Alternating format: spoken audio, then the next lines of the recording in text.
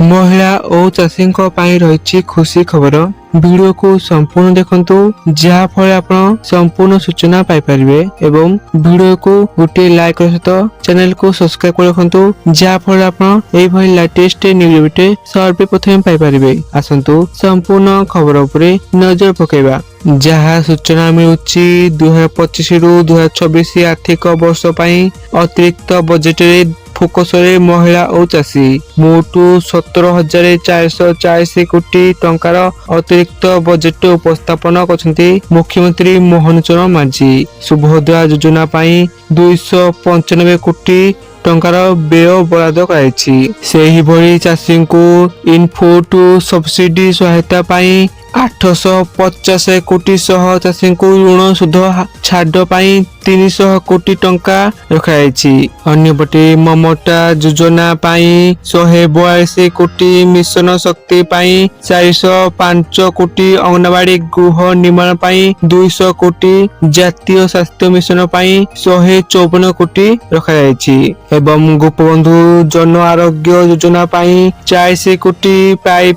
जल जोगान पाई 116 कोटी, विकसित गाँ विकसित ओडिशा पाई 57 कोटी बराद रखाइछि। सेही भली खाद्य जोगान, खाउटी कल्याण और ग्राहक कल्याण विभाग पाई सर्वाधिक 4,329 कोटी टंका रखाइछि। बजेट खर्च निराश जनक मुख्य बजेट खर्च होई पारुथवा विरोधी अभियोग आनिथा बेले यार जवाब रखिछि बीजेपी। मोट 17,440 कोटी टंकार अतिरिक्त बजेट उपस्थापन करछंती मुख्यमंत्री मोहन चरण मांझी, जेउथिरे सेही चाषी को इनपुट सब्सिडी सहायता पाई 850 कोटी सह चाषी को ऋण सुध छाड़ पाई 300 कोटी टंका रखाइछि। यह थिला संपूर्ण सूचना। आपण माने वीडियो को संपूर्ण देखथारु आपण मानकु धन्यवाद।